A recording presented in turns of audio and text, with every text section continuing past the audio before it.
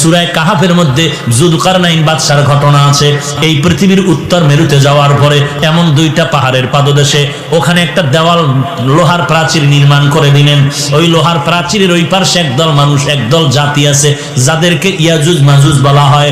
ওরা প্রতিদিন সকাল থেকে সন্ধ্যা পর্যন্ত দেওয়ালটা জিহ্বা দিয়া চাটে। সন্ধ্যা যখন হয় পাতলা হয়ে যায়, বলে আগামীকাল এসে শেষ করে এদিকে ঢুকবো। ওরা পরের দিন এসে দেখে দেওয়াল আবার মোটা হয়ে গেছে।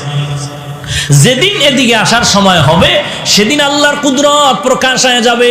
সন্ধ্যাবেলা বিদায় নেওয়ার সময় বলবে ইনশাআল্লাহ আগামীকাল আইসা দেওয়ালটা চেটে শেষ করব। পরের দিন আইসা দেখবে দেওয়াল আর মোটা হয় নাই, ওই বাকি দেওয়ালটারে শেষ করে এদিকে আসবে। ওই ইয়াজুজ মাজুজের দলেরা কেউ 60 হাত লম্বা, কেউ 40 হাত লম্বা, কেউ 30 হাত লম্বা, কেউ 20 হাত লম্বা। এদের খানা হলো মানুষ খাবে, ধরে ধরে মানুষ খাবে। আজ পর্যন্ত কোনো বিজ্ঞানীরা পারলো না বের করতে ওরা কোথায় থাকে, কেমনে থাকে, কেমনে